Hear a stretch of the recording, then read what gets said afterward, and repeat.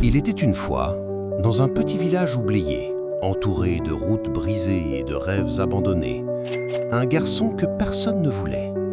Pas parce qu'il était dangereux, pas parce qu'il était méchant, mais parce qu'il était inutile. Et si tu sais ce que ça fait, d'être le dernier choisi, d'être ignoré, d'être toléré mais jamais accepté, alors cette histoire est peut-être la tienne. Voilà le truc. Le monde te dira que si tu es rejeté, c'est parce que tu n'es pas assez bien.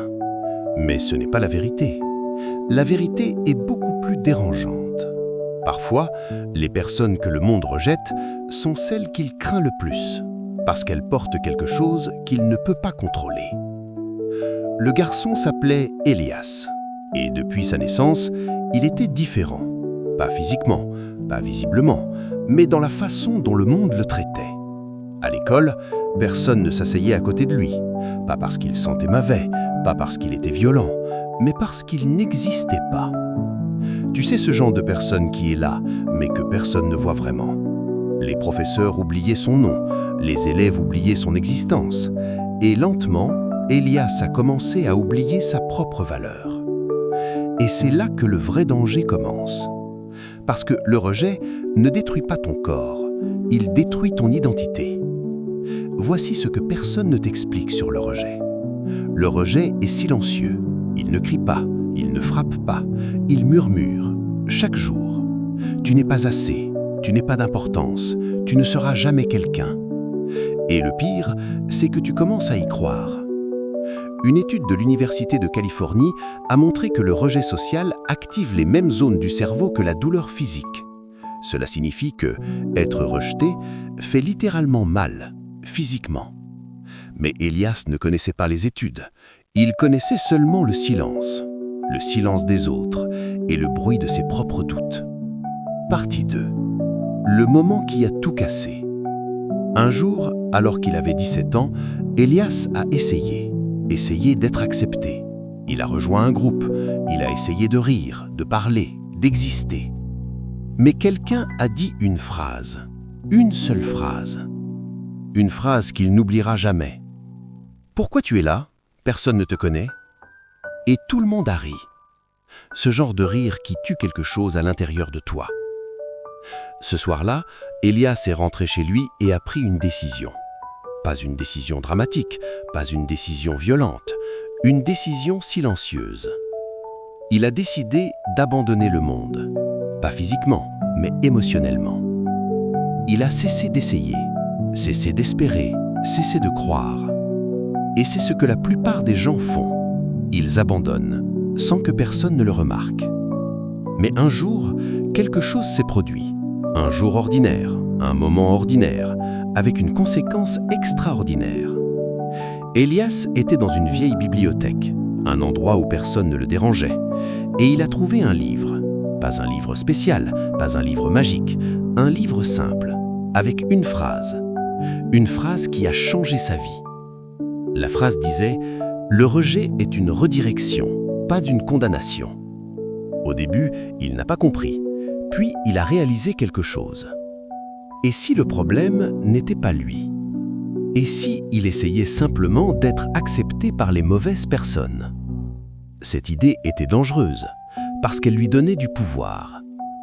Voici la partie que personne ne voit. La transformation n'est pas spectaculaire, elle est silencieuse.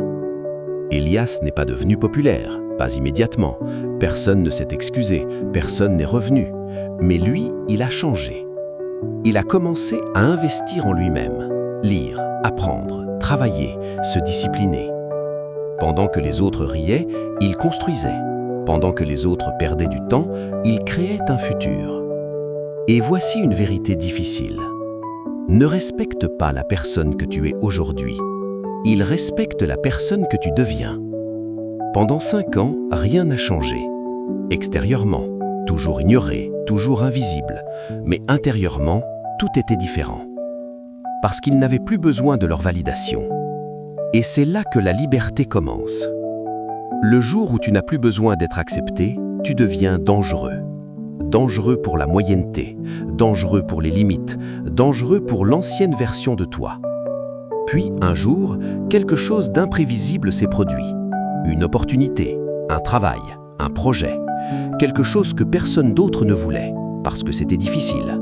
Mais Elias a dit oui. Et il a travaillé, pendant des nuits, pendant des mois, pendant des années. Et lentement, les résultats sont arrivés. Pas la reconnaissance, pas les applaudissements, les résultats. Et les résultats parlent toujours plus lourd que les opinions. Un jour, il est retourné dans ce village, le même village, les mêmes rues, les mêmes personnes, mais pas le même homme. Et soudain, les gens ont commencé à le voir, à lui parler, à le respecter. Et c'est là qu'il a compris la vérité la plus d'ombre de toutes. Le monde ne te respecte pas quand tu souffres. Il te respecte quand tu gagnes. C'est injuste, mais c'est réel. Quelqu'un lui a demandé « Comment as-tu fait ?»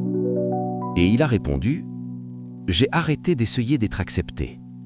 Et j'ai commencé à devenir quelqu'un que je respecte. » Comprends ça. Le rejet n'est pas la fin de ton histoire, c'est le test. La vie pose une question. Vas-tu abandonner ou vas-tu construire?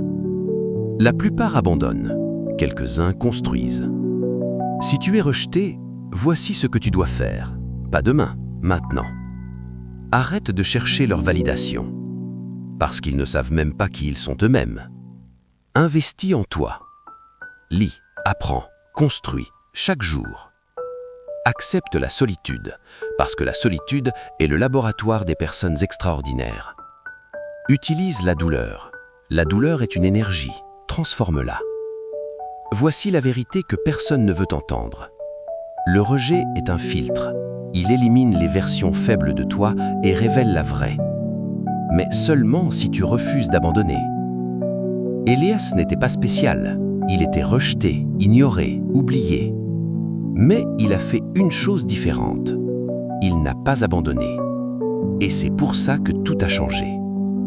Alors écoute attentivement. Si le monde t'a rejeté, ce n'est pas la preuve que tu es faible. C'est peut-être la preuve que tu es en avance. Mais l'avance n'a aucune valeur si tu abandonnes. Alors construis, en silence. Travaille, dans l'ombre. Et un jour, sans prévenir, ta vie changera. Et ce jour-là, tu comprendras. Le rejet n'était pas la fin de ton histoire. C'était le début. Si cette histoire t'a parlé, alors abonne-toi. Parce que certaines histoires ne sont pas faites pour divertir. Elles sont faites pour réveiller la personne que tu es censé devenir.